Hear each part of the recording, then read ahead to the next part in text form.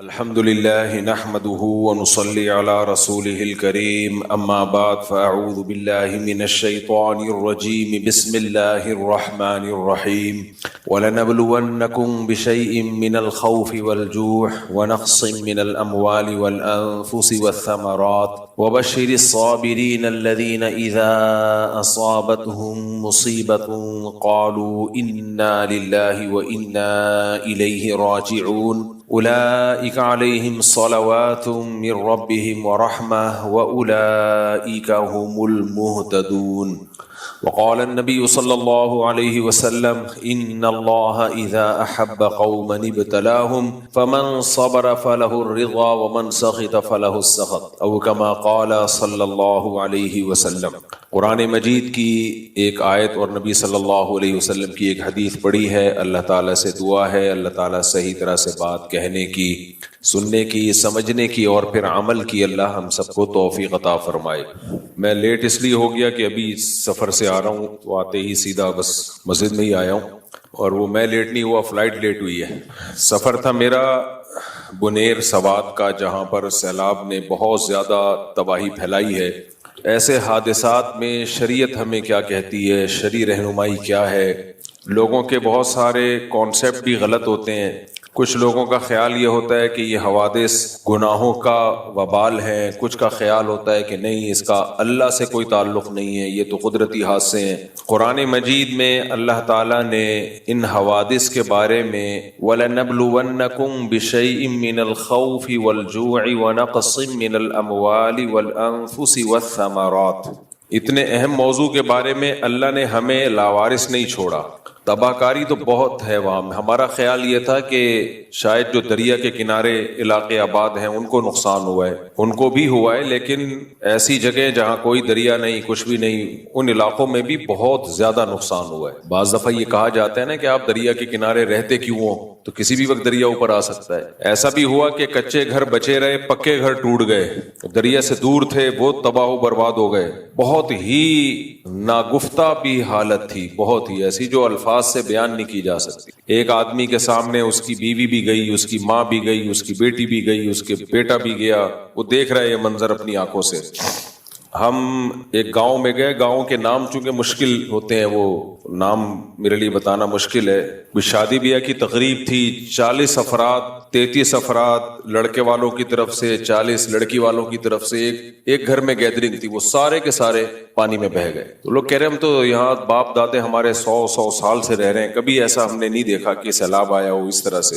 تو ایسا ہوتا کیوں ہے؟ ان علاقوں کے لوگوں میں تو پردہ بھی ہے، حیا بھی ہے، دینداری بھی ہے۔ خوب سمجھ لیں ایک بات اچھی طرح سے، یہ حوادث پوری دنیا میں آتے ہیں، صرف ہمارے ہاں نہیں ہوتے۔ کچھ تو ہماری کوتاہیوں سے ہوتے ہیں، ہماری حکومت کی غلط پالیسیوں سے، عوام کی بے احتیاطیوں سے، لیکن آپ جتنی بھی احتیاطیں کر لیں پھر بھی حادثات دنیا میں ہوتے ہیں۔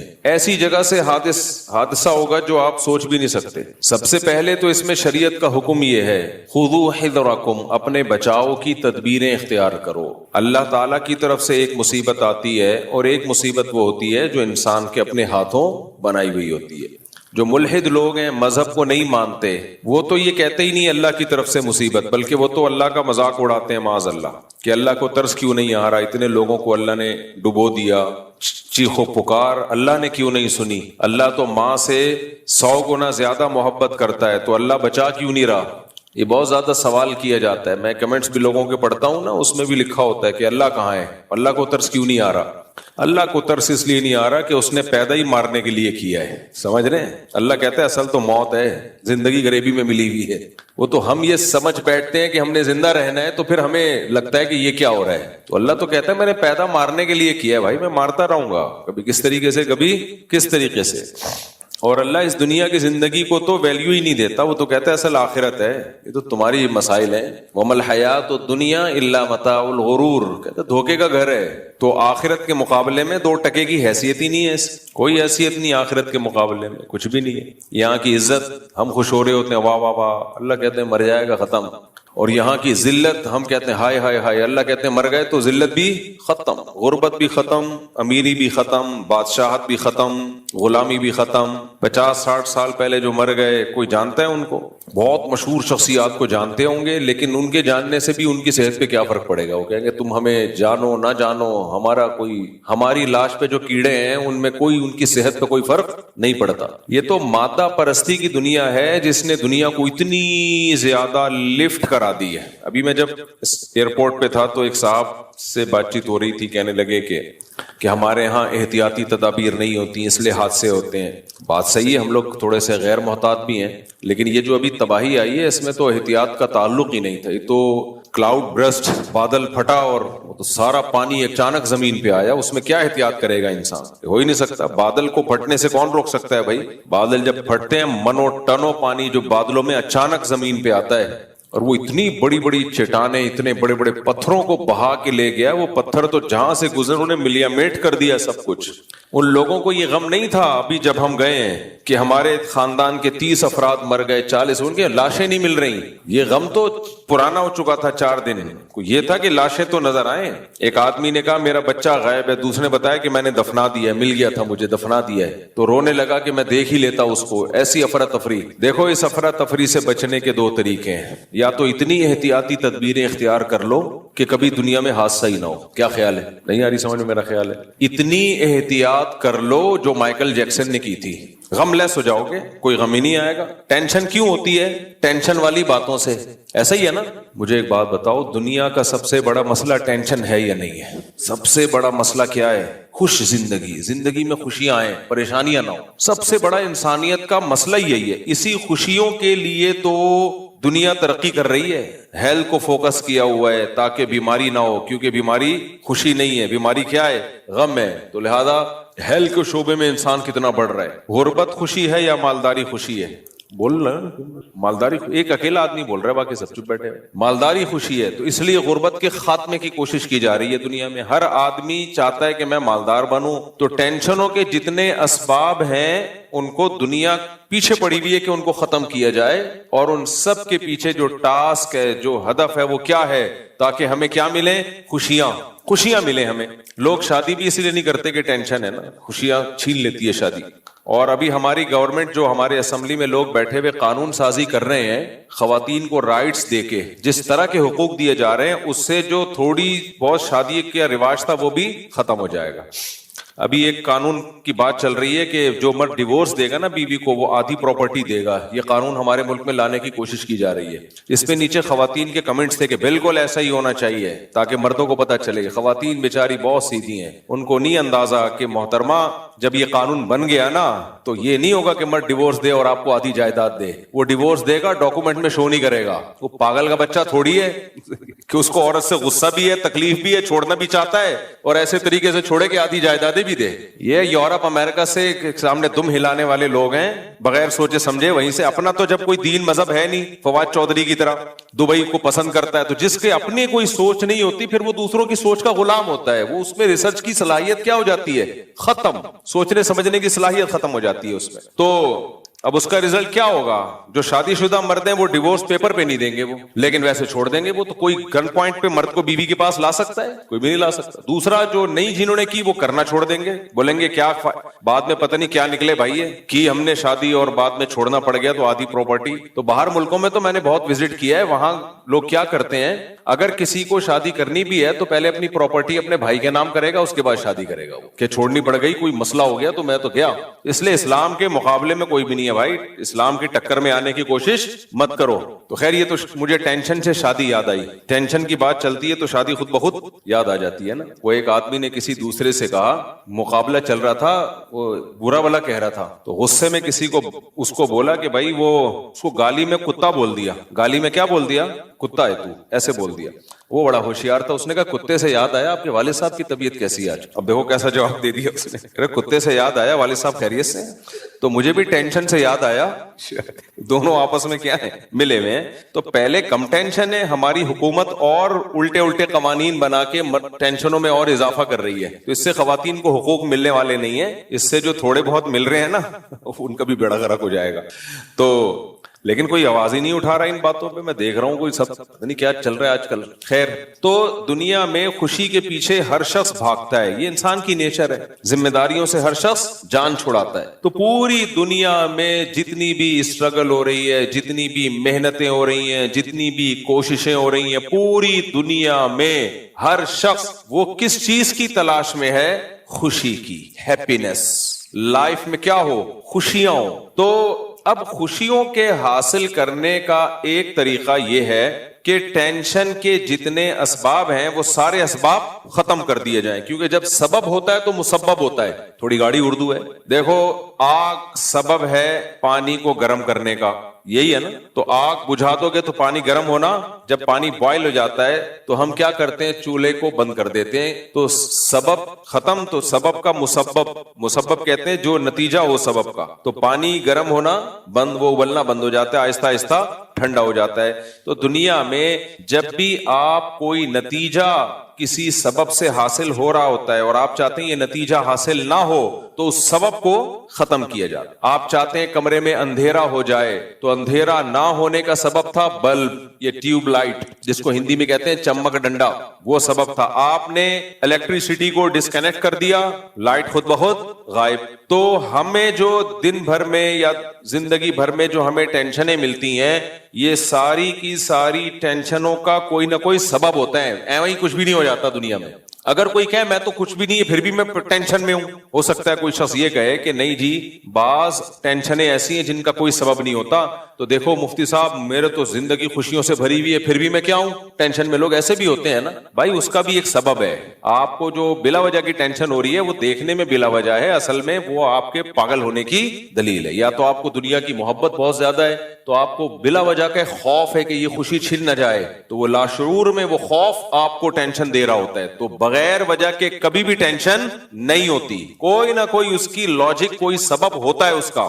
تو دنیا کا سب سے بڑا مسئلہ مادہ پرستوں کے لیے, مذہبی لوگوں کے لیے نہیں, مذہبی لوگوں کے لیے سب سے بڑا مسئلہ آخرت ہے. جو واقعی مذہب کو فالو کرتے ہیں ان کا مسئلہ ٹینشن ہے ہی نہیں. ان کا مسئلہ کیا ہے؟ آخرت. ٹینشن ہے ان کا مسئلہ دوسرے درجے میں. جو الٹیمیٹ ویژن ہے ان کا, جو بڑا ویژن ہے ان کا, وہ کیا ہے؟ دیکھو, آپ کو یہاں سے بیٹھ کے صدر پہنچنا ہے, وہاں دکان کھولنی ہے آپ نے, اور آپ کو پتا ہے آج کسٹمر کا بے تحاشا رش ہوگا. جیسے رمضان کے آخری عشرے میں عید کی شاپنگ بہت زیادہ ہوتی ہے. اب آپ کو پتا ہے ایک دن بھی دکان کا میں نے ناغہ کر دیا تو لاکھوں روپے کا میرا نقصان ہو جائے گا. تو آپ کا ہدف کیا ہوگا؟ دکان تک پہنچنا. اب دکان تک پہنچنے کے بہت سارے طریقے ہیں. بہترین طریقہ یہ آپ اپنی گاڑی میں جائیں, لینڈ کروزر میں جائیں, اے سی ہو اس کے اندر, لیکن وہ گاڑی اتفاق سے خراب ہو گئی. دوسرا طریقہ ہوگا کہ آپ ٹیکسی کرائیں, ٹیکسی بھی نہیں مل رہی. یہ سارے طریقے ٹینشن سے بچنے کے ہیں, پہنچنے کے. لیکن ایک طریقہ ہے, آپ بس میں بیٹھ کے چلے جائیں, W11 میں یا کوئی اور بس میں آپ لٹک جائیں, اللہ پہنچا دے تو آپ پہنچ جائیں, نہیں پہنچائے تو آپ نہیں پہنچے. جیب کٹنے کا بھی خطرہ, آپ کو سیٹ ملے نہ ملے, کھڑے ہو کے جائیں, پائیدان پہ پاؤں رکھ کے جائیں. کتنی ٹینشنیں ہیں. کیا ان ٹینشنوں کی وجہ سے آپ دکان پہنچنے کا ارادہ ترک کر دو گے؟ نہیں, آپ کہو گے سیزن چل رہا ہے بھائی, کوئی بات نہیں یار, ایک دن ہم ایسے چلے جائیں گے. اب کوئی کہے دنیا میں تیرا مقصد ٹینشن سے بچنا ہے ہی نہیں, کیونکہ تو دھکے کھا کے بسوں میں جا رہا ہے, اس کا مطلب تو ٹینشن سے محبت کرتا ہے. تو آپ اسے کیا کہیں گے؟ بھائی ٹینشن سے محبت کسی کو بھی نہیں ہوتی, لیکن میری زندگی میں دو مقاصد ہیں. ایک مقصد تو یہ ہے کہ میں یہ سفر کروں وداؤٹ اینی ٹینشن, اور ایک مقصد ہے میں دکان تک پہنچ جاؤں. تو جہاں دونوں مقصد ٹکرائیں گے تو میں دکان کو زیادہ فوکس کروں گا اور چھوٹی ٹینشن کو بڑی ٹینشن پہ قربان کر دوں گا. میں سمجھا پا رہا ہوں بھائی اپنی بات؟ کیا خیال ہے؟ کیونکہ آپ کہو گے یار وہ زیادہ بڑا مسئلہ ہے, وہ دکان تک پہنچنا ہے, بولے لٹکتے جاؤ اور بڑی خوشی خوشی جاؤ گے کہ یار پہنچ تو گئے نا. کوئی بات نہیں, پہنچ تو گئے, پیدل نکل جاؤ گے آپ. تو جو دین کو فالو کرتے ہیں ان کا اصل مقصد ہے آخرت. تو وہ بھی چاہتے ہیں اس آخرت کے لیے جو دنیا کا سفر ہے اس میں ہماری زندگی ٹینشنوں سے پاک ہو, پریشانیاں نہ ہو. لیکن اگر پریشانیاں آ بھی جاتی ہیں تو وہ ان کو زیادہ پریشان اس لیے نہیں کرتی کہ وہ اصل ہدف ان کا دنیا ہے ہی نہیں, ان کا دنیا ہدف ہی نہیں ہوتا بھائی. یہ جو مادہ پرست لوگ ہیں جو آخرت کو نہیں مانتے, دو ہی طبقے ہیں نا دنیا میں, یا تو اسلام کو ماننے والے یا اسلام کو نہیں ماننے والے. تو جو اسلام کو پراپر مانتے ہیں ان کا ہدف ہی آخرت ہے. تو پہلی ٹینشن تو یہیں سے ختم ہو گئی کہ نہیں ہو گئی؟ لو بھیا نہیں آئی میرا خیال ہے بات. دیکھو کتنی زبردست بات ہے یار. ایک آدمی کھڑا ہوا ہے روڈ پہ, اس نے پہنچنا ہے دکان کیونکہ سیزن چل رہا ہے. ایک اس کی ٹینشن ہے, وہ ٹینشن ہے یار میں پہنچ جاؤں بس کسی طریقے سے, اور اس کو امید بھی ہے کہ پہنچ جاؤں گا. گاڑیاں چل رہی ہیں, نہیں تو پیدل تو ہے ہی نا. پیدل میں ٹینشن زیادہ ہوگی, بس میں تھوڑی کم ہوگی, ٹیکسی میں اور کم ہوگی, اپنی گاڑی میں اور کم ہوگی. ایک یہ آدمی ہے. ایک دوسرا آدمی وہ ہے جس کا مقصد دکان تک پہنچنا نہیں ہے, وہ سمجھتا ہے میں دنیا میں آیا ہی لگژری گاڑی میں سفر کرنے کے لیے ہوں. میں دنیا میں آیا کس لیے ہوں؟ لگژری گاڑی میں سفر ہو. اب اس کی گاڑی ہو گئی خراب, وہ تو پاگل ہو جائے گا نا ٹینشن سے. آپ اسے کہیں پیدل چلا جا, وہ کہے گا میرا تو مقصد ہی یہ تھا کہ لینڈ کروزر میں بیٹھ کے میں ٹریول کروں, میں W11 میں کیسے سفر کروں گا بھائی. تو ٹینشن سے ہلاک ہوگا کہ نہیں ہوگا؟ اس کا تو ہدف ہی یہی ہے. تو اس کو کہا جائے گا اس کو ٹینشن نہیں بنا, اس کو ہدف نہ بنا. لیکن وہ کیسے بنائے گا؟ کیونکہ اس کے مقابلے میں کوئی دوسرا ہدف اس کے سامنے ہے ہی نہیں. تو مذہبی لوگ جو ہوتے ہیں ان کا ہدف ہی جب آخرت ہے, دنیا ان کا ہدف ہی نہیں ہے, دنیا کی ٹینشنوں سے بچنا ان کا اصل ویژن ہی نہیں ہے. تو یہیں سے ٹینشن فری زندگی ہو گئی کہ نہیں ہو گئی؟ کیا خیال ہے بھائی؟ کیا یار یہاں مل جائے ٹھیک ہے, نہیں ملے تو بھی کیا ہے, 4 شادیاں ہو جائے ٹھیک ہے, نہیں تو کنوارے مر جاؤ کیا ہو, پیسہ مل گیا ٹھیک ہے, نہیں ملے تو بھی ٹھیک ہے, اپنا ذاتی گھر مل گیا ٹھیک ہے, نہیں ملے تو بھی ٹھیک ہے, یہ نعمت مل گئی ٹھیک ہے, نہیں ملے تو بھی ٹھیک, کینسر ہو گیا اللہ نہ کرے, شفا مل جائے ٹھیک ہے, نہیں ملے تو بھی ٹھیک ہے. سب میں نے دیکھا ہے کینسر کے پیشنٹ بھی صبر کر رہے جو دین پہ چلتے ہیں. تو اللہ بچا کے رکھے ہم سب کو کینسر سے اور پریشانیوں سے. تو اب میں اصل بات کی طرف آتا ہوں. دیکھو پریشانیوں سے بچنے کے لیے آپ کے پاس 2 حل ہیں. ایک تو جو اسلام نے بتایا کہ ان ٹینشنوں کو سمجھ لو کہ یہ آئیں گی زندگی, یہ تمہارا اصل ہدف ہے ہی نہیں. دوسرا طریقہ یہ ہے کہ ٹینشنوں کے اسباب سے بچا جائے, پریشانیوں کے اسباب سے بچا جائے, کیونکہ جب سبب نہیں ہوتا تو اس پہ نتیجہ مرتب نہیں ہوتا. اب ہم آتے ہیں پریشانیاں اور ان کے اسباب کی طرف. کیا خیال ہے بھائی, کون کون سی چیزیں جو انسان کو پریشان کرتی ہیں ان چیزوں کی ایک لسٹ بنائیں ڈائری میں, اور دیکھیں کہ یہ والی پریشانی کا سبب کیا ہے, اس کو نکالا جائے. یہ والی پریشانی کا سبب کیا ہے, اس کو بھی مارکیٹ سے. بارش مجھے لگ رہا ہے زیادہ ہو گئی کراچی میں, بہت ڈھیلے سے بیٹھے ہوئے ہیں لوگ, بہت سست سے. تھکا ہوا تو میں ہوں, میں رات کو سویا نہیں ہوں بھائی, جہاز میں جو تھوڑی دیر میں نے کمر سیدھی کی ہے میں سویا ہوں. پریشان آپ لگ رہے ہو مجھے. تو آپ لسٹ تیار کر لو نا, کیا خیال ہے بھائی, لسٹ تیار کر لو. یہ پریشانی مہنگائی نمبر 2, آپ کا ذہن جس طرف جا رہا ہے اس کو ہٹا دیں تھوڑی دیر کے لیے, ٹھیک ہے. مہنگائی, بے روزگاری, بیماری اور گٹر کے ڈھکن. کراچی میں تو اتنی ہے کہ صرف کراچی کی ٹینشنوں سے پوری ڈائری بھر جائے گی. اوریجنل ٹینشنیں اس کے بعد شروع ہوں گی. گٹر کے ڈھکن, فلانا ڈمکانا, لکھتے چلے جاؤ. ایکسیڈنٹ سے خطرہ لکھتے چلے جاؤ. کرنٹ لگنے کا خوف.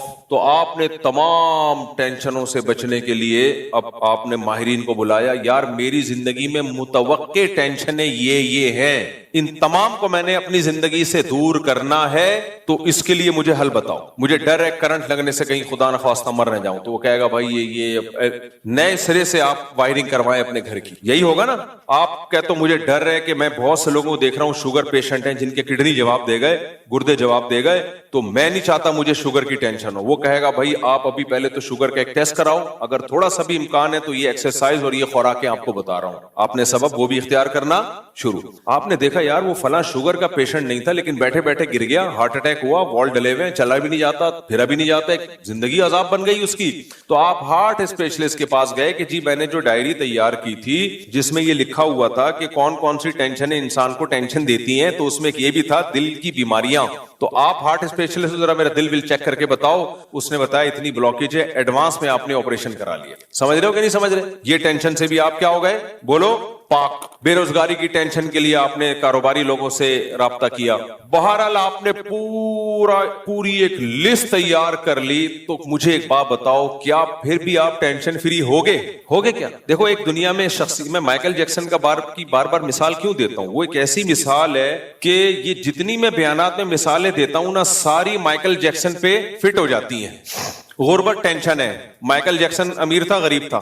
بولو امیر. غربت والی ٹینشن کے اسباب اس نے دور کر دیے. اس کے پاس کمانے کا ذریعہ تھا, اور ایسا ذریعہ ایک ٹھمکے 2 کروڑ روپے کے تھے اس کے. ایک ٹھمکے کی جو ماہرین کہتے ہیں, ماہرین ٹھمکی یاد, وہ کہتے ہیں ایک ٹھمکا کتنے کروڑ کا تھا؟ 2-3 करोड़ एक दफा हिलने के ले लेता था वो। भाई वो हिला है ना, मैं और आपके हिलने की क्या हैसियत, वो हिला है, वो मामूली आदमी नहीं है। चड्डी बनियान उसके करोड़ों रुपए में बिकते थे, चड्डी बनियान। माइकल जैक्सन की चड्डी है, माइकल जैक्सन का बनियान। दूसरा, बीमारी टेंशन, उसने डॉक्टर पाले हुए थे। ऐसे नहीं हम गरीबों की तरह बीमार हो रहे हैं तो खांसते हुए डॉक्टर के पास पहुंच रहे हैं और वो पहले से थर्मामीटर मुंह में लगा देता है हमारे, ताकि शोर ना मिचाए क्लिनिक में बैठ के। ठीक है, डॉक्टर ये भी कर रहे हो, थर्मामीटर रख के चले गए, शोर मिचा रहे होते हैं ना लोग, चुप करके बैठा रहे आराम से। ऐसा नहीं था, उसको डॉक्टर के पास जाने की जरूरत नहीं थी, डॉक्टर हर वक्त उसके पास रहते थे जो उसको चेक करते रहे कोई प्रॉब्लम तो नहीं हो रही है। तो बीमारी की टेंशन से बहुत दूर, उसे बीमार होने का कोई खतरा नहीं था। इतने जबरदस्त बीमारी से बचने के असबाब इख्तियार करना मुमकिन ही नहीं है। मैं और आप नजले के मरीजों से सिर्फ मुसाफा नहीं करते, गले मिलते हैं, और वो जिसको नजला ना भी हो उससे हैंड शेक भी नहीं करता था, हाथों में ग्लव्स, उसके बाद मुसाफा, ताकि गरीबों के जरासीम अमीरों में ट्रांसफर ना हो। समझ रहे हो, ये पागल होने की अलामत है। ये जो मादा परस्त आदमी ऐसा ही पागल होता है। और हम देख रहे हैं आज ये जितने भी आजकल आ रहे हैं ना, जो दुबई जैसा होना चाहिए पाकिस्तान, एक्चुअली मौलवियों को यहां से, ये सारे आपको डिप्रेशन के मरीज बनाएंगे।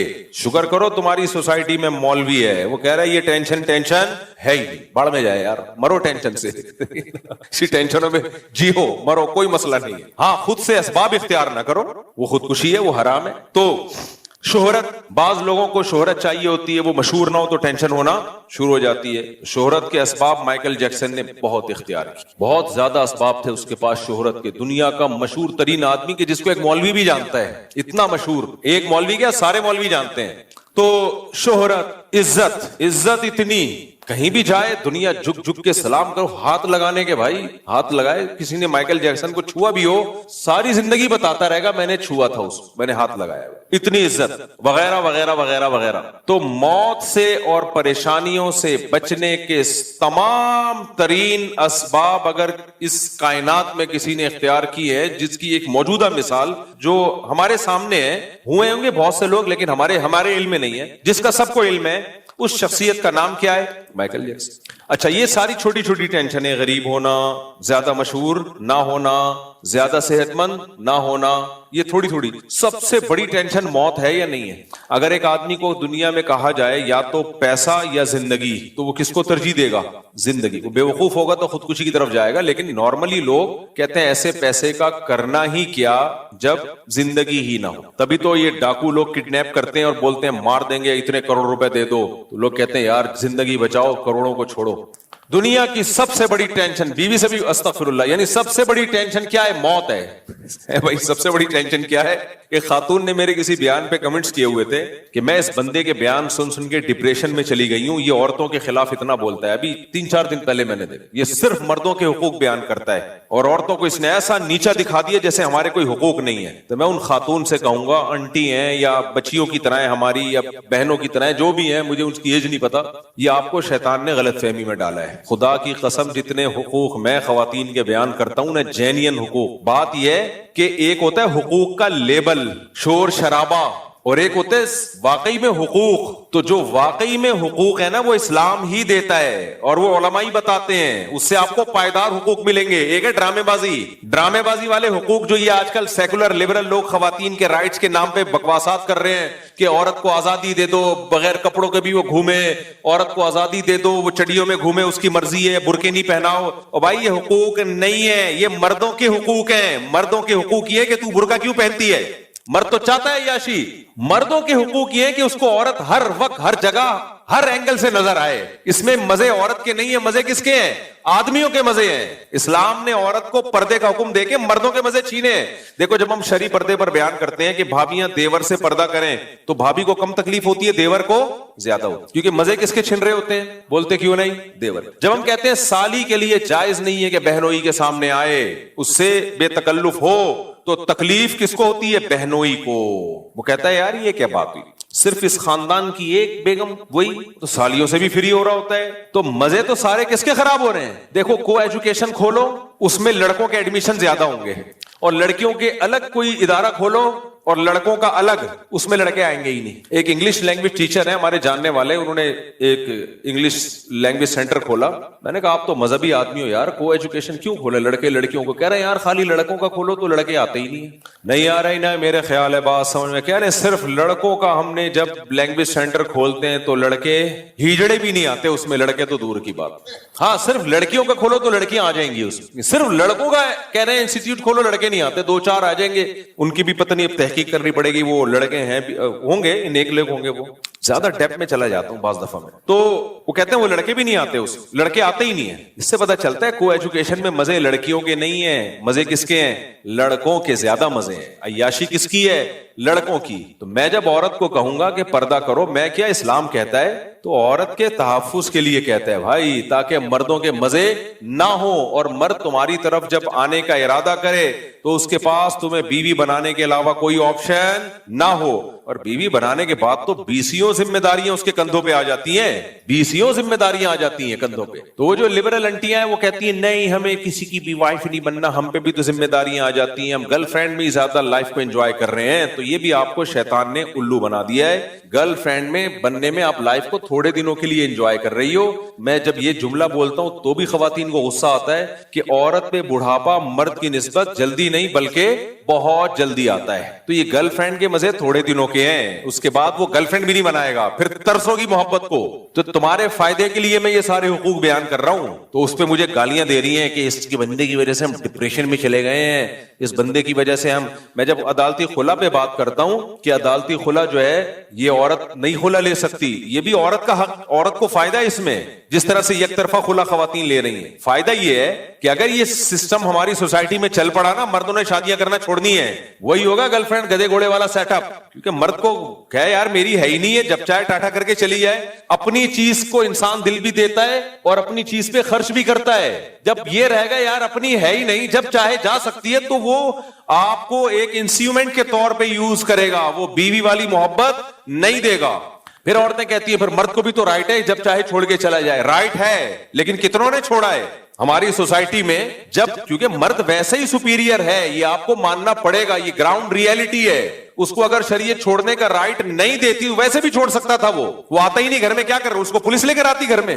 وہ تو پاورفل ہے نا, اس کو کوئی قانون مجبور نہیں کر سکتا آپ کے پراپر حقوق دینے پر. اس کو صرف ایک چیز مجبور کر سکتی ہے, وہ یہ کہ اس کو یہ احساس ہو جائے یہ میری ماتحت ہے, بس یہ احساس اس کو مجبور کرے گا کہ اس کے حقوق دے. طاقت نہیں مجبور کر سکتی, تبھی تو انگریز حقوق نہیں دیتے, وہاں تو قوانین اتنے مضبوط ہیں, کوئی ایک پیالی چائے نہیں پلاتا بیوی کو. تو صاحب یہ باہر کی دنیا کے ڈھونگ ہیں جو ہم اس کے پردے چاک کر کے بتا رہے ہوتے ہیں. تو اس لیے خواتین کو جو لان تان کرنا ہوتا ہے نا, وہ نہیں کیا کرو, وہ نہیں کیا کرو. ورنہ اگر پھر بھی یقین نہ آئے نا, بولیں یہ مولوی جو ہے نا ہمارے حقوق کی بات نہیں کرتا, جاؤ پھر کسی انگریز سے شادی کرو. یہ کہہ رہے میرا نمبر دے دو, تو جاؤ وہاں جاؤ نہ کرو نہ شادی, پتہ چل جائے گا. تو وہ پھر دیکھنے میں بڑے اچھے لگ رہے ہوتے ہیں, نائس ٹو ٹھش پھش کر رہا ہوتا ہے انگریز, گالی والی نہیں ہے اس کی زبان پہ.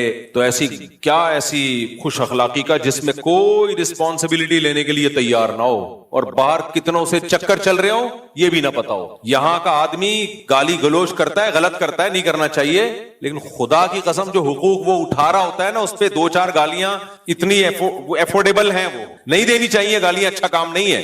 دیکھو مجھے ایک بات بتاؤ, جو یہاں نیک مسلمان مرد ہیں جو ساری زندگی حقوق اٹھاتے ہیں, اگر ان کی بیوی بولے کہ آپ بد اخلاق ہو, گالی نہ دیا کرو, گالی نہیں دیا کرو, اچھا یہ بری بات ہے, میں ایک مثال دے رہا ہوں, تو آپ کو ٹھیک ہے میں زندگی بھر کبھی گالی نہیں دوں گا, میں nice to meet you, thank you, how are you, fine, یہ الفاظ استعمال کروں گا, بالکل پولائٹ. لیکن گیس کی بجلی کا بل میں نہیں دوں گا, گیس اور بجلی کا بل میں بولو نا نہیں دوں گا. ویسے تو اب اللہ کا شکر ایسے بغیرت ہماری سوسائٹی میں آنے لگے ہیں جو نہیں دیتے, کہتے ہیں بیوی کمائے گی, وہ اپنا کھائے گی, ہم اپنا کھائیں گے. یہ بغیرت ہول سیل کے حساب سے پیدا ہو رہے ہیں. یہ لبرلزم جس کی طرف ہمارا ملک جا رہا ہے, اس میں بغیرتی پہ غیرت کا لیبل لگایا جاتا ہے, حقوق کا لیبل. دنیا میں یہ بہت بڑا جرم ہو رہا ہے, یاد رکھو, ظلم ہوتا ہے لیکن اس پہ عدل کا لیبل لگایا جاتا ہے. جیسے عرب اپنی بیٹیوں کو دفن کرتے تھے تو اپنے آپ کو ظالم نہیں کہتے تھے, غیرت مند کہتے تھے. تو جیسے غیرت کے نام پہ قتل کرنا ظلم ہے نا, ایسے ہی بغیرتی کے نام پہ بغیرتی کو عدل کا نام دینا, حقوق کا نام دینا, یہ بھی کیا ہے, یہ بھی ظلم ہے. تو آپ بول دو کہ ٹھیک ہے میں آئندہ کیا کروں گا کہ گیس کا بل آدھا تم آدھا میں, بجلی کا بل آدھا تم آدھا میں, بچوں کا خرچہ آدھا تمہارا آدھا میرا, ساری چیزیں ہم آپس میں شیئر کریں گے اور رات کو ہماری ملاقات ہوگی, کوئی کسی کے کوئی حقوق نہیں ہے, تو نائس ٹو میٹ یو ہی رہ جائے گا, کچھ بھی نہیں رہے گا بھائی. خیر ہم اپنے ٹینشن والے, ٹینشن سے پتہ نہیں دماغ ادھر کیوں چلا جاتا ہے میرا بار بار. ہاں تو مجھے یہ بات بتاؤ, دنیا میں سب سے بڑی ٹینشن موت, سب سے بڑی ٹینشن کیا ہے؟ موت. آپ کو کوئی کہے کہ پیسے یا موت, تو آپ کس کو ترجیح دو گے؟ بھائی پیسے لے لے یار, زندگی چھوڑ. یہ جو جبری طلاق ہے نا, جبری طلاق, اس کے بارے میں بعض لوگ کہتے ہیں نا جبری طلاق واقع نہیں ہوتی, اور دلیل یہ دیتے ہیں کہ حدیث میں آتا ہے لا طلاق ولا عتاق فی اغلاق, جب انسان پر رائے اور فکر کے دروازے بند ہو جائیں تو حدیث میں آتا ہے طلاق اور غلام آزاد نہیں ہوتا. اس حدیث کا مطلب کیا ہے؟ کوئی آدمی پاگل ہو جائے وہ طلاق دے گا تو طلاق واقع نہیں ہوگی, کیونکہ اس کا تو دماغ ہی کام نہیں کر رہا. کوئی سو رہا ہو اور نیند میں ڈیورس دے دے تو ڈیورس واقع بولو نا نہیں ہوتی. کوئی مجنون ہو گیا یا کوئی ڈپریشن کا ایسا مریض ہے کہ جب اس کو ڈپریشن ہوتی ہے اس کو پتہ ہی نہیں چل رہا ہوتا میں کیا بول رہا ہوں, ایسی بیماریاں بھی ہیں. کوئی غلط دوا کھا لی اور کھوپڑی آؤٹ ہو گئی, پتہ ہی نہیں چل رہا میں کیا بول رہا ہوں. تو حدیث کے مطابق ایسی کنڈیشن میں ڈیورس واقع نہیں ہوتی, کیونکہ آپ الفاظ کا بھی ارادہ نہیں کر رہے ہوتے, لیکن جبری طلاق واقع ہو جاتی. ہمارے اہل حدیث بھائی کیا بولتے ہیں کہ جب کوئی گن پوائنٹ پہ آپ کو طلاق دلواتا ہے کہ بیوی کو چھوڑ دے ورنہ تجھے گولی مار دوں گا, تو ایسی کنڈیشن میں بھی آپ کے رائے اور فکر کے دروازے بند ہو جاتے ہیں, لہذا حدیث کے مطابق آپ کی طلاق واقع نہیں ہوگی. یہ بالکل غلط استدلال ہے, یہ بالکل غلط طریقہ ہے. اصل میں ایسے موقع پہ ہم فقہا کیا کہتے ہیں, فقہائے احناف کہتے ہیں کہ اگر رائے اور فکر کے دروازے بند ہو گئے ہوتے ہیں نا اس کے اوپر, تو بیوی اور جان میں سے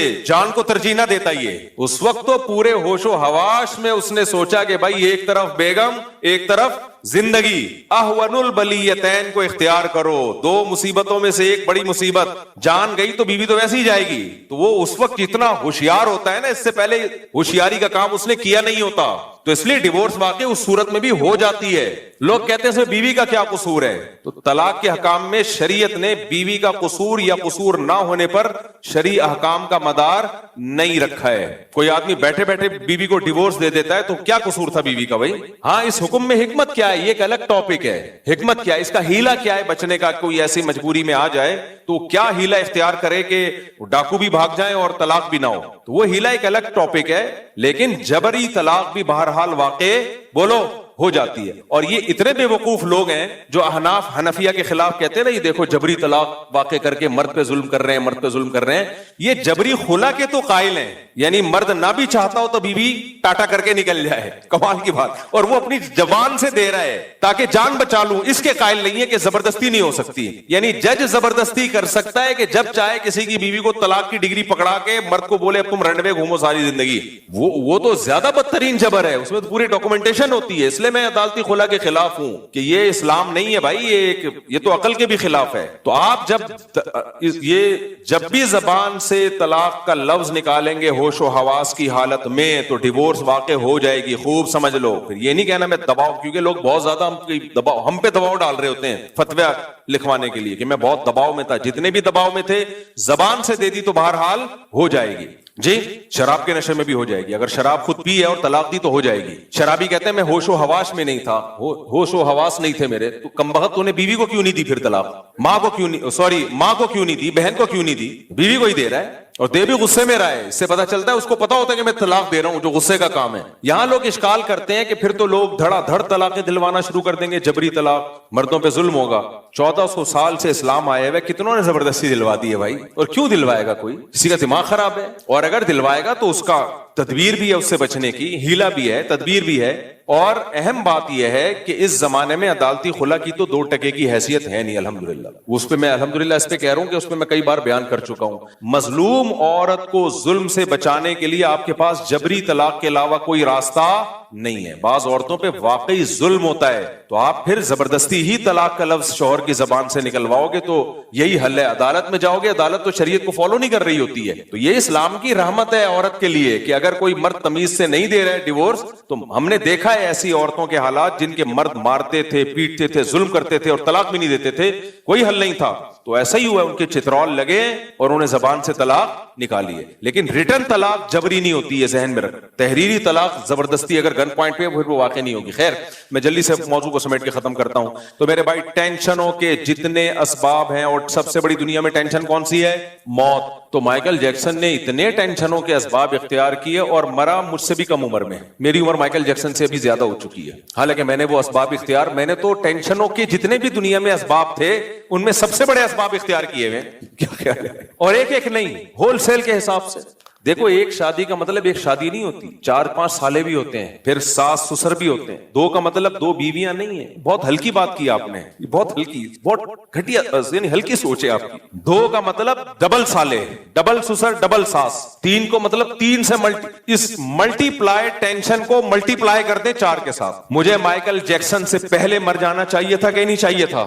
میں تو وہ لوگوں کے کورونا کے دنوں میں لوگوں سے گلے ملتا رہا ہوں, نہ میرے ہاتھ میں گلوز ہوتے ہیں. سیلاب زدہ علاقوں میں جاتے ہیں جہاں بیماریاں پھوٹی ہوئی ہیں. تو میرے بھائی, اس سے صاف پتہ چلتا ہے, بات کو وہ سمیٹتا ہوں, آپ ٹینشنوں کے اسباب اعتدال سے اختیار کریں. ٹینشنوں سے بچنا آپ کے بس میں نہیں ہے. وہ میں ایئرپورٹ کے واقعہ سنا دوں, وہ صاحب کہنے لگے اصل میں ایکچولی پاکستان میں ایسا وہ بہت بہتیاتی ہے. میں نے کہا میرے بھائی, جاپان میں ٹوکیو میں وہاں موجود تھا, جب ایئرپورٹ پہ جہاز کھڑا ہوا ہے, دوسرے جہاز نے لینڈ کیا اور اڑا دیا کھڑے کھڑے جہاز کو. یہ اگر پاکستان میں ہوتا تو ہم کہتے یار کتنی کرپٹ حکومتیں ہماری کہ کھڑے کھڑے جہاز, اچھا بھلا جہاز اپنا, ایک دوسرا جہاز نا جو ایئرپورٹ پہ کھڑا ہوا ہے اپنا آرام سے کھڑا ہوا ہے, زلزلہ آیا ہوا تو اس کی مدد کے لیے جا رہا تھا, وہ آرام سے اپنے وہ کھڑا ہوا ہے جہاز کہ جی میری باری آئے گی تو میں نکلوں گا. اور وہ ایسی جگہ کھڑا ہوا تھا, غلطی سے انتظامیہ کو پتا نہیں چلا کہ دوسرا جہاز جو اترا ہے تو اس کو پتا نہیں کہ راستے میں وسیم بھائی کی ریڑھی کھڑی ہوئی ہے, اور اڑا دیا اس کھڑے کھڑے جہاز. اس کے اندر جتنے بندے تھے سارے مر گئے. تو جاپان جب اتنی بڑی مسٹیک کر رہا ہے ایئرپورٹ پہ, جو ٹیکنالوجی اور لائن اور مینجمنٹ کا بادشاہ سمجھا جاتا ہے, میں اور آپ کس کھیت کی مولی ہیں بھائی؟ اس سے صاف پتہ چلتا ہے حادثات سے بچنا کسی کے باپ میں یہ طاقت نہیں ہے. اللہ نے کائنات میں ایسا کوئی ملک پیدا نہیں کیا, ایسے لوگ پیدا نہیں کیے کہ جو حادثے سے بچیں. کچھ حد تک بچیں گے باقی. اور سب سے بڑی ٹینشن ہمارے یہاں ٹرینوں کے ہاتھ سے, اللہ بچائے ہمیں, زلزلے اور یہ کووڈ نے جو یورپ امریکہ میں تباہی مچائی ہے نا, ہمارے سارے حادثات کی اموات ترازو کے ایک پلڑے میں, ان کے کرونا سے مرنے والوں کی تعداد ترازو کے ایک پلڑے میں رکھیں تو 1 گنا نہیں 10 گنا زیادہ ویٹ ہوگا اس کا. قدرت نے اندر سے ہی ڈیمیج کر کے مار دیا, اندر سے ہی ڈیمیج کر کے مار دیا. اتنی موتیں ہوئی ہیں وہاں. اس لیے میرے بھائی, ٹینشن سے ٹینشن فری ہونے کا یہ طریقہ سوٹیبل نہیں ہے کہ صرف اسباب کو فوکس, اسباب کو بھی کرو فوکس. اصل طریقہ یہ ان ٹینشنوں کو ٹینشنیں سمجھنا چھوڑ. بولے یہ سب کچھ ہوگا, بڑھاپا بھی آئے گا, بیماریاں بھی آئیں گی, اور مرو گے بھی. سمجھ رہے ہو, بہو گے بھی, مرو گے بھی, سب کچھ ہوگا. تو اصل یہ بھائی, اللہ راضی ہو جائے تو پھر سب ٹھیک ہے. اللہ ناراض ہے تو سب ٹھیک ہونے میں بھی کچھ ٹھیک نہیں ہے. مسلمان کے پاس یہی راستہ ہے, ادروائز کوئی راستہ میرے اور آپ کے پاس نہیں. اللہ سمجھنے کی, عمل کی توفیق عطا فرمائے. میرے والد صاحب حرام کماتے ہیں, اور والد کی اور بھائی اگر لڑکا بالغ ہے, کما سکتا ہے, تو پھر والد اگر حرام کما رہے ہیں تو پھر اس کو والد کی آمدن سے کھانا جائز نہیں ہے. اگر بالغ بھی ہے اور کما بھی سکتا ہے تو پھر اس کو کمائے, اپنا الگ ہے. ہاں, بیٹیوں کے لیے کھانا جائز ہے, بیوی کے لیے بھی, کیونکہ وہ کہاں جائیں گے بیچارے, بھوکے تھوڑی بنیں گے. مفتی صاحب تفصیل سے بتا دیں کیا زنا قرض ہے؟ ایسا یہ غلط ہے, لوگوں میں مشہور ہے کہ زنا قرض ہے, آپ کی بیٹی اور بہن کو اتارنا پڑے گا. بالکل غلط ہے. کسی کے گناہ کی سزا کسی اور کو نہیں ملتی ہے. ہاں, یہ ضرور ہے کہ جب آپ زنا کرتے ہو اور گھر والوں کو پتا چلتا ہے تو ان میں وہ پاک دامنی رہتی نہیں ہے. وہ یہ کہتے ہیں یہ جب مزے اڑا سکتا ہے تو ہم بھی پھر پاک دامن لوگوں کو, اکثر پاک دامن ان کی عورتیں بھی پاک دامن ہی بن جاتی ہیں. مرد خود خراب ہو تو اس کے اثرات, باپ شراب پیتا ہو تو بچے کہیں گے ہم نے پی لی تو کیا ہو گیا. یہی ہوتا ہے نا, وہ اپنی اختیار سے کرتے ہیں. ایسا نہیں ہوتا کہ اس کے گناہ کی سزا اس کو ملے, ایسا نہیں. مفتی صاحب چپل الٹی ہوتی ہے تو ہمیں سیدھی کرنی چاہیے, کچھ کہتے ہیں اس سے یہ ہوتا ہے وغیرہ وغیرہ. چپل الٹی ہو تو اس لیے سیدھی کرنی چاہیے کہ بری لگ رہی ہوتی ہے, وہ فٹے منہ کہہ رہی ہوتی ہے. آم کے چھلکے بھی جب ہم کھاتے ہیں نا, کچھ لوگوں کی عادت ہے چوس چوس کے ایسے ہی رکھ رہے ہوتے ہیں. بھائی الٹا کر کے رکھو. نہیں آئی میرا خیال ہے بات. اجتماعی طور پہ جب آم کھا رہے ہوتے ہیں, چھلکے چوس چوس کے بعض لوگ پلیٹ میں ایسے رکھ رہے ہوتے ہیں, چوسا ہوا حصہ اوپر ہوتا ہے, برا گھن آتی ہے اس سے. کچھ محفل کے کچھ آداب ہوتے ہیں, کچھ تمیز ہوتی ہے. تو میرے سامنے کوئی کھا رہا ہو نا, تو اگر کوئی میرے جیسا میرے لیول کا ہو تو میں اس کو بولتا ہوں بھائی الٹا. بڑے بزرگوں تو میں کچھ نہیں کہتا, تو اس کو ہم اس میں یہ کہ بھائی اس کو الٹا کر کے رکھ دو. اچھا بعض لوگوں کو یہ عادت ہوتی ہے کسی کا جھوٹا کھانے کی, بزرگ ہیں, اب آم ہم نے چوسا ہوا, وہ کہہ رہے ہیں آپ کی چوسی بھی گٹلی میں کھاؤں گا. مجھے گھن آ رہی ہوتی ہے, میرا تھوک کیوں چاٹ رہا ہے بھائی تو. آپ کو عقیدت ہے لیکن انسان کو خود بھی نہیں چاہتا نا کہ میری گندگی کوئی کھائے, تو یہ بھی ایک گھن والا عمل ہے. کسی بزرگ نے بھی گٹلی چوس کے پھینکی ہو, بس نہیں چوسو اس کو. جھوٹا پینا میں تو کوئی حرج نہیں ہے, وہ تو نارمل ہے, لیکن گٹلی بھی چوسی بزرگ کی, وہ آپ چوس رہے ہو, تو بزرگ میں بھی اگر صفائی پسند ہوگا نا اس کو اچھا نہیں لگے گا. انسان اپنی گندگی کو چھپاتا ہے, تو اسی طرح اپنا پسینہ یا اپنی گٹلیاں چوسی ہوئی اچھا نہیں لگتا کہ کوئی کھائے. تو اس لیے عقیدت میں ایسا کام کرنا جس سے عقیدت ہے اسی کو تکلیف ہو رہی ہو, یہ برا عمل ہے. اس لیے بزرگ کا جھوٹے پانی پی لیا کریں, بس اتنا کافی ہے. اس کی چوسی ہوئی گنڈیریاں اور اس کی چوسی ہوئی گٹلیاں مت کھایا کرو, یہ تھوڑا زیادہ ہو گیا. مفتی صاحب گھر میں جو نماز نہ پڑھتا ہوں تو اگر میں انہیں کہوں کہ نماز پڑھو اور میری امی کہتی ہیں کہ آپ نہیں کہو, میرے بھائی گھر میں اگر ماتحت ہے جو نماز نہیں پڑھتا اور آپ کے کہنے سے پڑھ لے گا تو اس کو پڑھوانا ضروری ہے, اور اگر نہیں چل رہی گھر میں تو پھر چھوڑو, گھر کا ماحول خراب ہوگا, وہ بدتمیز بنے گا. تو مفتی صاحب میرا بھائی بہت پریشان ہے, میرے بھائی کی شادی کو صرف 6 ماہ ہوئے ہیں, شادی ہوتے ہی گھر میں بیماری آ گئی, اور میرا بھائی بھی اچانک شدید بیمار ہو گیا, اسپتال میں داخل ہو گیا. پھر جس کمپنی میں میرا بھائی 12 سالوں سے بڑے اچھے عہدے پر تھا, دن بدن ترقی کر رہا تھا, اس کمپنی کے مالکان میرے بڑے بھائی پر فخر کرتے تھے. شادی کے فوراً بعد ان کا رویہ بہت برا ہو گیا, انہوں نے میرے بھائی سے بھی عہدہ چھین لیا, میرے بھائی سے کئی جگہوں پر کوشش کی اپنا بزنس وغیرہ وغیرہ. دیکھو کچھ لوگ, ہندوؤں میں کانسیپٹ ہے نحوست کا, یہ کانسیپٹ ہماری سوسائٹی میں بھی ہے. حدیث میں آتا ہے لا طیرہ ولا عدوہ, اسلام میں نحوست کا کوئی تصور نہیں. بعض لوگ کے ساتھ ایسا ہوتا ہے شادی ہوئی, کاروبار میں نقصان, یہ بیماری, فلانی بیماری, عہدہ گیا, سمجھتے ہیں منحوس ہے. عورتیں بھی تانا دیتی ہیں اس کی نحوست سے یہ سب کچھ ہو رہا ہے, یہ بالکل غلط ہے.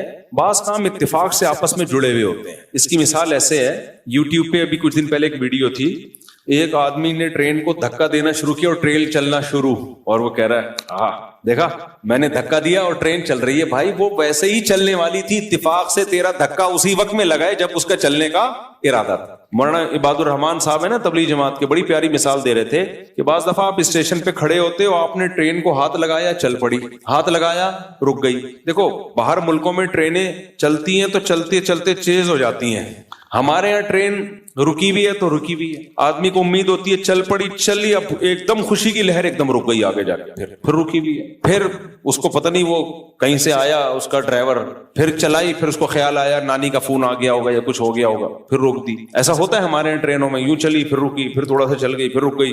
اب ایک آدمی نے ہاتھ لگایا ٹرین کو, ہلکا سا چل پڑی, ہاتھ لگایا رک پڑی. کہہ رہے میرے ہاتھ لگانے سے ٹرین چلتی ہے اور میرے ہاتھ لگانے سے ٹرین رکتی ہے. بھائی بے وقوف آدمی, اتفاق ایسا ہو گیا ہے, حسن اتفاق کہ ٹرین نے اس وقت چلنا, 20 لوگوں نے ہاتھ لگایا اس کو, تو تیرے ہاتھ لگانے میں اتفاق سے وہ ہو گیا. ایسے ہی میرے بھائی کچھ پریشانیاں اللہ کی طرف سے مقدر ہوتی ہیں. اللہ کو پتا ہوتا ہے 5 جنوری اتنے بج کے اتنے منٹ پہ اس کو یہ ٹینشن ملے گی, اتفاق سے اس سے ایک دن پہلے اس کی شادی ہوئی ہوتی ہے, تو وہ ٹینشن کس کے کھاتے میں ڈالتا ہے؟ بیوی کے کھاتے میں. قرآن و سنت پہ اگر ایمان ہے نا تو ہمیں پتا چلتا ہے کہ عورت کے آنے سے رزق میں برکت ہی ہوتی ہے, نحوستیں کم ہوتی ہیں. نکاح منحوس عمل ہے جو اس سے نحوستیں ہوں گی, یہ مبارک عمل ہے, مبارک عمل ہے. اب اگر کسی کے ساتھ الٹا معاملہ ہو رہا ہے تو وہ یقین کر لے کہ یہ نکاح ہے, اگر نہ ہوتا تو اس سے زیادہ الٹے حالات ہوتے میرے ساتھ. شادی کی وجہ سے کچھ بچت ہو گئی ہے, یعنی ہم تو عالم الغیب نہیں ہے نا, بہت سی پریشانی ایسی ہوتی ہیں جو ہونے والی ہوتی ہیں, اللہ نے وہ کسی کام کی نیکی کی وجہ سے ٹال دی ہوتی ہیں. جیسے دعائیں قبول کیسے ہوتی ہیں, ہم کچھ مانگ رہے ہوتے ہیں وہ نہیں ملتا, لیکن ایک مصیبت آنے والی ہوتی ہے وہ ٹل جاتی ہے.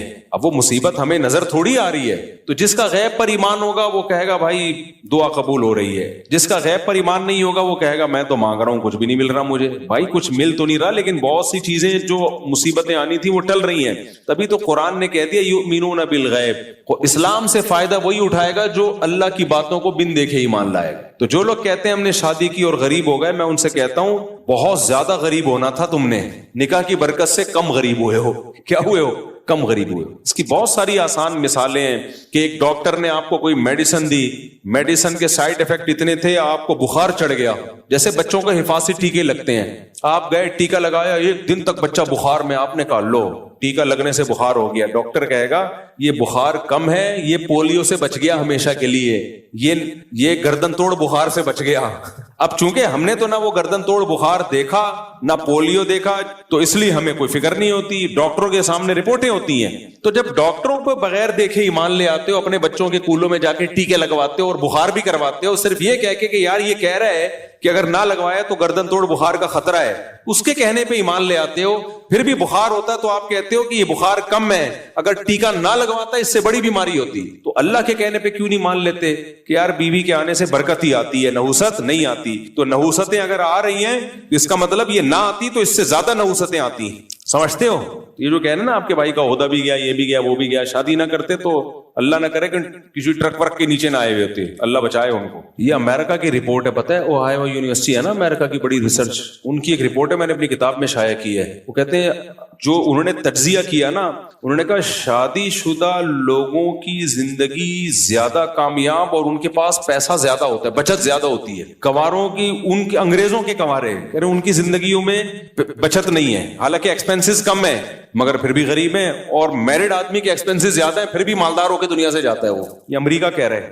مدثر حسن صاحب لاہور سے, میرا سوال یہ ہے کہ اگر جنات سے دوستی ہو جائے تو قرآن سے کی روشنی کے حد تک جائز ہے؟ کہاں ہے بھائی, ان کو باہر نکالو یار. کون ہے جنات سے دوستی ہے بھائی, کون ہے بھائی؟ چلو خود جن بیٹھا ہوا. بعض دفعہ نا کوئی ڈپریشن ہوتی ہے, کوئی نفسیاتی مسائل ہوتے ہیں, آدمی سمجھ رہے ہوتے ہیں میری جنات سے دوستی ہو گئی ہے, اس لیے پہلی فرصت میں کسی اچھے سے سائیکولوجسٹ کو دکھائیں, پھر بھی آرام نہ آئے تو سائیکیٹرسٹ کو دکھائیں. سائیکولوجسٹ کیا کرے گا, آپ کو سمجھے گا ٹینشن کیا ہے آپ کی زندگی میں, پھر بھی نہ ہو تو پھر آپ کو میڈیسن لینی پڑے گی. انشاءاللہ یہ جنات سے دوستی آپ کی ختم ہو جائے, یہ اللہ کی رحمت سے پوری امید. میرا تعلق تبلیغ جماعت سے, بات جب تک دوستی ختم نہیں ہوتی تو آپ کم از کم ہمارے بیان میں نہ آئیں, ہمارے بیان میں تشریف نہ.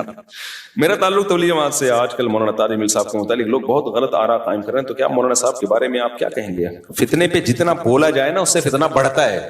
جس کو صحیح رائے رکھنی ہے وہ صحیح رائے رکھے, جس کو غلط رائے رکھنی ہے وہ غلط رائے رکھے, اور بھی غم ہے زمانے میں محبت کے سوا. تو بحث ہی نہ کرو, ان کو اپنی زندگی میں جینے دو میرے بھائی. وہ بوڑھے ہو گئے ہیں, ساری زندگی دین کی خدمت کی ہے, اب آخری عمر میں ان کو تھوڑا سکون دے دو, آرام دے دو. اگر کوئی غلطی ہوتی بھی ہے تو بولو کوئی بات نہیں یار, اچھے کام اتنے کیے ہیں. اپنے بوڑھوں کو بھی تو برداشت کرتے ہو کہ نہیں کرتے اپنے بوڑھوں کو؟ تو وہ ایسا نا ان کو غصہ آ جائے مجھے بار بار مفتی صاحب بوڑھا کیوں کہہ رہے ہیں, بوڑھے ہو کے بھی صحت اچھی ہے ان کی, لیکن بہرحال ایجڈ کہنا چاہیے. اتنے ایجڈ ہو گئے ہیں تو ان کو چھوڑ دو اپنے حال پہ. اور بڑوں کے اختلافات میں نہ پڑو, جو بڑوں کے اختلافات ہیں ان میں نہ پڑو. تبلیغ کے جو اکابر ہیں وہ بھی ہمارے اکابر ہیں, مولانا طارق صاحب بھی ہمارے اکابر ہیں. کوئی اختلاف ہو علماء کو تو وہ علمی انداز سے بیان کر دیں کہ بھئی یہ ان کی رائے ٹھیک نہیں ہے, ہماری رائے میں یہ بات غلط ہے, ختم ہو گئی بات. یہ جو ٹرینڈ چلتا ہے نا ایک دوسرے کی ذات پہ کیچڑ اچھالنے کا, یہ ٹرینڈ ختم کر دو, بالکل ختم ہو جانا چاہیے میرے دوست. اور یہ یاد رکھو, جہاں انسان ہوں گے اختلافات ہوں گے. یہ جو تصور ہے نا کہ دیندار لوگ آپس میں محبتوں سے رہتے ہیں, میرے سامنے لوگ آتے ہیں میری 4 بیویاں محبتوں سے رہتے ہیں, چھوڑا کرو کسی اور کے سامنے, پھینکا کرو کسی اور کے ساتھ. کتنا ہی نیک ہو, مرد ہو بیوی ہو, پھر بھی جھگڑے ہوں گے, پھر بھی اختلافات ہوں گے. صحابہ میں ہوئے ہیں, ہمارے نبی کی اپنی ازواج کے ساتھ اختلاف. آپ صلی اللہ علیہ وسلم 1 مہینے کے لیے گھر سے باہر چلے گئے تھے, حالانکہ امہات المومنین دنیا کی افضل ترین عورتیں ہیں, اور سید الانبیاء دنیا کے افضل ترین, اللہ کے بعد سب سے بڑا مقام نبی کا. اس کے بعد بھائی یہ اختلاف ہوا ہے, اور اللہ نے یہ اختلاف کیوں ہونے دیا؟ تاکہ پتا چلے بھائی نبی کی زندگی بھی نیچرل تھی, نارمل تھی, تو ہمیں اس سے سبق ملتا ہے. تو 1 مہینہ کے لیے آپ صلی اللہ علیہ وسلم گھر سے ناراض ہو کے چلے گئے تھے, 1 مہینہ. پھر 29 دن کے بعد واپس تشریف لے آیا. صحابہ نے کہا بھی مہینہ پورا نہیں ہوا ہے, آپ نے فرمایا چاند 29 کا ہے. ٹھیک ہے, اس کا مطلب آپ صلی اللہ علیہ وسلم پورا گن رہے تھے, چاند نظر آیا تو آپ نے کہا ہو گیا مہینہ پورا. جو تو یہ سب نیچرل ہے بھائی. لڑائیاں بھی ہوتی ہیں, خوشیاں بھی ہوتی ہیں, غم بھی ہوتے ہیں, پھڈے بھی ہوتے ہیں, پھر صلح بھی ہوتی ہے. ناک پہ مکھی جو بٹھائے گا وہ کبھی بھی کامیاب لائف نہیں گزار سکتا. بعض لوگوں کو ہیضہ ہوتا ہے سیدھی زندگی, بالکل تیر کی طرح سیدھے رہ کے چلنے کا. تو جس کی زندگی میں لچک نہیں ہے, فلیکسیبلٹی نہیں ہے, برباد. سب آڑا ترچا. میں یہاں ایک پرانی بات ہے, میں نے جمعے کے دن اخلاق پہ بیان کیا, حسن اخلاق, اچھے اخلاق سے بات کرو, چیخو نہیں, گدھوں کی طرح گھروں میں چیختے ہیں. جب میں گیا ہوں, وہ پرانی بات ہے, 10-12 سال 15 سال ہو گئے, میری لڑائی ہوئی ہے بھائی, کیونکہ میں ایک اور شادی کرنی, اللہ معاف کرے, تو میں بھی چیخ رہا تھا, چل رہا ہے. پھر مجھے خیال آیا میں نے بھی بیان تو پورا اسی پہ کیا کہ چیخو نہیں. آپ یقین کریں مجھے خود ہنسی آ گئی, تو مجھے خود ہنسی آ گئی. خیر میں نے کنٹرول کیا, نہیں چیخنا چاہیے لیکن پھر بھی ہو جاتا ہے انسان. صحابہ کرام سے بھی ایسا ہوتا تھا, بعض دفعہ آوازیں بلند ہو جاتی تھی, پھر کوئی ان کو سمجھاتا تھا بھائی نبی بیٹھے ہوئے آواز پس کرو, تو آواز پس کرتے تھے اپنی. تو اس لیے دنیا میں جب ٹائم کی جنت ہے, جو جنت میں کوئی نہیں چیخے, جنت میں سب نائس ٹو میٹ یو, دعواہم فیہا سبحانک اللہم وتحیتہم فیہا سلام. سلام سے بات شروع ہوگی, سلام پہ ختم ہوگی.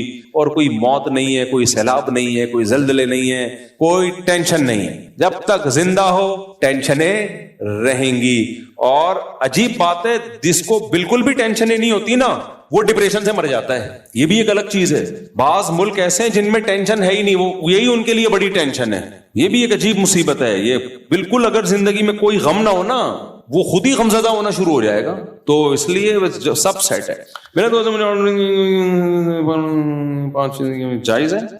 ہاں آرڈر دے دیا ایک کمپنی کا, میں نے پروفٹ میں اپنے دوست کو 5% دیا.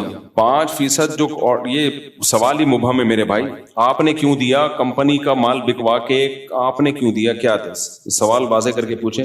مفتی صاحب ماحول کا انسانی زندگی پر کیا اثر پڑتا ہے؟ ہمیں بچوں سے کیا لکھا ہے کا ماحول ملا, مجھے بچپن سے اسلام کا ماحول ملا, مجھے اسلام سے محبت ہو گئی. آپ کے بیانات کی وجہ سے گھر والوں کا کو کیسے سمجھاؤں؟ ان کو بھی میرے بیانات سنانا شروع کر دیں, اونچی آواز میں بیان لگوا دیا کریں. جب شادی 4 شادیوں پر آئے اس کو وہ فارورڈ کر دیں, پھر آگے سے شروع کر دیں دوبارہ. مفتی صاحب کیا شارٹ یوٹیوب کی کمائی جائز ہے؟ یوٹیوب کے شارٹ کلپ جیسے جائز ہے بھائی, اس پہ تو 20 دفعہ بیان کر چکا ہوں میں. مفتی صاحب اگر کسی شخص کو نماز پڑھنی اور اس کی شلوار ٹخنوں کے نیچے ہو تو اس کو موڑنا چاہیے. حدیث میں آتا ہے ان اللہ لا يقبل صلاۃ رجل مسبل ازارا, اللہ اس کی نماز قبول نہیں کرتے جس کے ازار ٹخنوں سے نیچے ہو. تو اس فولڈ کرنا پڑے, فولڈ کریں اس کو, جس طرح بھی موڑنا پڑے. یہ ایک نیا شوشہ چھوڑ دیا بعض مولویوں نے کہ فولڈ کرنا جائز نہیں ہے, عجیب سا نکال لیا ہے. میرا تعلق یہ ہو گیا. جلدی دو بھائی, آخری سوال. اسپیڈ. مجھ سے ایک صاحب ملے, حکیم سعید کے دوست ہیں.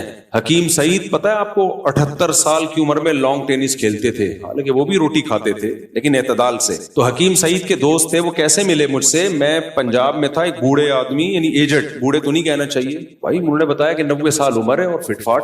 میں نے کہا حضرت آپ 90 سال میں چل پھر رہے ہو, کھا بھی رہے ہو. انہوں نے مجھے بتایا 85-90 کچھ ایسے تھی. انہوں نے کہا میں حکیم سعید کا دوست ہوں. تو حکیم سعید صاحب نے کہتے ہیں مجھے کچھ ٹوٹکے بتا دیے تھے صحت مند رہنے کے, تو بس وہ ٹوٹکوں پر عمل کر رہا ہوں میں.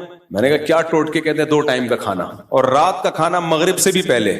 اب وہی بات ہے, آپ اتنا افورڈ نہیں کر پائیں گے, پھر ڈپریشن میں نہ چلے جائیں. لیکن ان میں یہ نہیں تھا کہ پروٹین اور یہ نہیں, لو کارب ڈائٹ, کچھ بھی نہیں. جو گھر میں پک رہا ہے وہی کھا رہے ہیں. حکیم سعید صاحب بھی صبح ناشتے میں کہتے ہیں میٹھا بھی کھاتا تھا میں, گھر میں جو کھیر پک گئی ہے کچھ بھی پک گیا وہ کھا لیا. تو اور حدیث میں بھی یہی ہے, نبی صلی اللہ علیہ وسلم اور صحابہ کرام یہ صبح 11-12 بجے کا کھانا ہوتا تھا اور رات کا کھانا جلدی ہوتا تھا. بس یہ 2 ٹائم کا کھانا تھا. میں نے دفعہ بیان میں بول دیا کہ عربی زبان میں ناشتے کا لفظ ہی نہیں ہے. اس پہ لوگوں نے فنڈر بن کے بہت کمنٹس کیے کہ فطور عربی میں کہتے ہیں ناشتے کو, کیوں نہیں ہے؟ مفتی صاحب کو عربی کا نہیں پتا. بھائی وہ جدید عربی میں ہے. میں نے بیان میں کہا تھا قدیم عربی میں ناشتے کا لفظ نہیں ہے, وہ تو جدید عربی میں ہے نا. تو اب کے عرب تو ناشتے کیا, وہ تو ماشاءاللہ پھوڑ پھاڑ رہے ہیں فل اسپیڈ کے ساتھ. تو جو صحابہ کے دور میں فطور کا لفظ قدیم عربی میں ملتا ہی نہیں ہے. غدا کا لفظ ہے دوپہر کا کھانا, عشاء رات کا کھانا. 2 ٹائم کا کھانا کھاتے تھے اور کھجوریں کھاتے تھے. کھجور تو فل کارب ہی کارب ہے. کھجور کھاتے تھے, اس سے تسلی ہو جاتی تھی ان کو. پھر نہیں کھایا. ہم لوگ کیسے کھاتے ہیں؟ پہلے صبح اٹھ کے حکیم صاحب نے کہا یہ چیز کھانی ہے آپ نے, نہار منہ ایک سیب کھانا ہے. پہلے نہار منہ ایک سیب کھایا, پھر اتنے بادام کھائے, پھر اتنے انڈے کھائے, پھر اس کے بعد ناشتہ بعد میں ہوگا. پھر ناشتے میں 2 پراٹھے کھائے. ڈاکٹر نے کہا مکھن بہت ضروری ہے صحت کے لیے, مکھن کھایا, ملائی کھائی, دیسی گھی بھی کھایا, یہ بھی کھایا, وہ بھی کھایا. پھر آفس گئے, وہاں چائے کے ساتھ بسکٹ کھائے. پھر وہاں سے آئے, لنچ کھایا. لنچ کے بعد کڑک چائے پی. چائے تو کھانے کا بیڑا غرق کر دیتی ہے, ایسی ایسیڈیٹی فوراً شروع پینی ہے تو 2-4 گھنٹے بعد پیو. اسی وقت پھر گھر آ کے چائے پی. پھر اس کے بعد 12 بجے شادی میں گئے. بریانی, جو کوکنگ آئل والی بریانی نا, جو ڈیزل میں پکتی ہے, وہ رات کو 12:30 بجے وہ کھانا کھلا تھا. اور نان کے ساتھ قورمہ, نان, روٹی بھی نہیں, نان, وہ پھوڑ پھاڑ کے آئے اور سو گئے. یہ روٹین چل رہی ہے 40 سال سے. اور کہہ رہے ہیں پتہ نہیں شوگر کیوں ہو گئی ہے, وزن کیوں نہیں گھٹ رہا, میں اتنا پرہیز کر رہا ہوں, میں واکنگ بھی کرتا ہوں.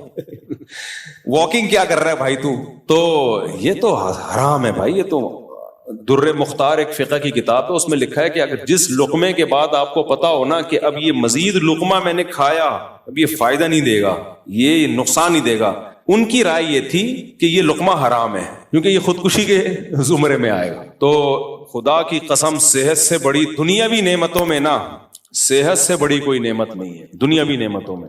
پشاور سے آئے ہو ماشاء اللہ, اچھا چلو ابھی ملتے ہیں 2 منٹ کے لیے آپ سے. آپ کے علاقے میں 2 جماعتیں ہوتی ہیں؟ ہاں کہاں, کیوں؟ مسجد میں جگہ نہیں ہوگی؟ غلط ہے, بالکل غلط. مسجد میں 2 جماعتیں, یورپ امریکہ میں تو مجبوری ہوتی ہے کہ وہ جگہ ہی نہیں ہوتی مسجد میں نا, اور وہ سڑک پہ نمازیوں کو کھڑا نہیں ہونے دیتے, تو وہاں تو مجبوری ہے. نارملی جمعے کی 2 نمازیں ایک مسجد میں جائز نہیں ہے, ایک ہی جماعت ان کو منع کریں تو فتویٰ لا کے دے دیں ان کو, باقی دوسری مسجد میں سے. ایک مسجد میں جمعے کی 2 نمازیں جائز نہیں ہے بھائی. وہ یورپ امریکہ میں کوئی عذر ہے, مجبوری ہے. نارملی 3 جماعتیں شروع ہو جائیں گی دیکھنا تھوڑے دنوں میں. جس کا جو منہ اٹھے گا, یار اب میں فارغ ہوں, چلو آجا جمعہ پڑھتے ہیں. دوسرا اٹھے گا, یار میں ابھی سو کے اٹھاؤں, چل ایسا کر 3:30 بجے پڑھیں گے ہم لوگ. یہ شروع ہو جائے گا. 2 کیا پھر 3 بھی جائز ہیں, اگر 2 جائز ہیں تو 4 بھی جائز ہیں. ہر آدمی اپنے طور پہ. جمعہ نہیں ہے تو مذاق ہو جائے گا. کووڈ کے دنوں میں علماء نے فتویٰ یہ دیا تھا کہ آپ اگر مسجد کے دروازے بند کر لیتے ہو, ان لوگوں نے گھروں میں جمعہ شروع کر دیا تھا. فتویٰ یہی تھا کہ صحیح جائز نہیں ہے یہ, کیونکہ جمعہ کے لیے شرط ہے اذن عام. جمعہ اور عام نمازوں میں فرق ہے. جمعے میں شرط ہے بھائی 4 آدمی پڑھیں گے لیکن ہوگا اذن عام, جس نے آنا ہے آ جائے. تو کمرہ بند کر کے جمعے کی نماز نہیں ہو سکتی, سمجھ رہے ہو. جمعے کو کچھ پروٹوکول دیا اللہ نے. گاؤں میں جمعہ نہیں ہو سکتا. نبی صلی اللہ علیہ وسلم کے دور میں کبھی کسی گاؤں دیہات میں جمعے کی نماز نہیں ہوئی ہے. ینتابونا حدیث کے الفاظ ہیں, دیہات سے صحابہ کرام مدینہ آیا کرتے تھے جمعہ پڑھنے کے لیے, باریاں لگاتے, اس دفعہ تمہاری باری ہے تم جاؤ, اس دفعہ تم لوگ کی باری ہے تم جاؤ, ہم یہیں رہیں گے. اس لیے جمعہ گاؤں میں جائز نہیں ہے. ایک اہل حدیث نے میرے خلاف کلپ بنایا تھا اور کہا کہ نبی کے دور میں گاؤں میں جمعہ ہوا ہے, اور بحرین میں کوئی گاؤں نکال کے لائے تھے, ریفرنس دیا تھا. بھائی بحرین کہاں تھا, تو بیچ میں کوئی گاؤں نہیں آیا جس کی مثال ملی آپ کو. اور وہ جو جس کے بارے میں کہا جاتا ہے بحرین میں کوئی گاؤں تھا, تو وہ گاؤں نہیں تھا, وہ بڑا قصبہ تھا, شہر کے حکم میں تھا وہ. تو یہ تو خود اس کی علامت ہے کہ بیچ میں کسی گاؤں میں نماز نہیں ہوتی تھی. جب نبی کے دور میں نبی یعنی صحابہ نے اپنے گاؤں دیہاتوں میں جمعے کی نماز قائم نہیں کی ہے. اچھے سے حکمت کیا ہے؟ حکمت اس میں یہ ہے کہ اسلام نے جمعے کو ایک پروٹوکول دیا ہے. گاؤں دیہاتیں یہ کوئی آبادی نہیں ہوتی نا, اس میں تو آبادی ہوتی ہے تو باقی ساری سہولتیں نہیں ہوتی. تو جمعے کی نماز کا ایک پروٹوکول ہے کہ وہ جمعے کے دن ہوگی جو افضل ترین ہے, اور اس میں اذن عام ہوگا, سب کو آنے کی اجازت ہوگی. وہ شہر میں یا بڑے قصبے میں ہوگی. ہمیں صاحب نے بتایا کہ کینیڈا میں, امریکہ میں, یا پتہ نہیں یو کے میں بھول گیا, ملک بھول گیا. کہہ رہے ہم نے انگریزوں سے بات کی کہ بھائی جمعے کے دن ہمیں دوپہر کو چھٹی دی جائے, کیونکہ ہم لوگوں نے جمعے کی نماز پڑھنی ہوتی ہے, اور آپ لوگ کے یہاں چھٹی سنڈے والے دن ہوتی ہے. تو گورا کہنے لگا تو آپ لوگ ایسا کرو, جمعہ سنڈے والے دن کر لیا کرو. جمعہ کیا کر لیا کرو, سنڈے والے دن کر لیا کرو. تو بیچارے کو نہیں پتا تھا کہ جمعہ بھائی جمعے کے دن ہی ہوتا ہے. تو جمعے کو اللہ نے ایک پروٹوکول دیا ہے, تو اس میں یہ نہیں ہوتا کہ ایک مسجد میں 3 جمعے ہو رہے ہیں, اپنی مرضی سے اٹھے منہ اٹھائے آ گئے. تو آپ کو اسی ٹائم پہ پڑھنا پڑے گا جس ٹائم پہ ہو رہا ہے. ہاں یورپ امریکہ میں فتویٰ دیا ہے کہ 2 جمعہ بھی جائز ہیں, کیونکہ وہ اتنی بڑی تعداد ہوتی ہے, وہ باہر کھڑے نہیں ہونے دیتے, عمارت بہت مختصر ہے, تو وہ کیسے پڑھیں گے. شدید مجبوری کے احکام اللہ تعالیٰ عمل کی توفیق عطا فرمائے.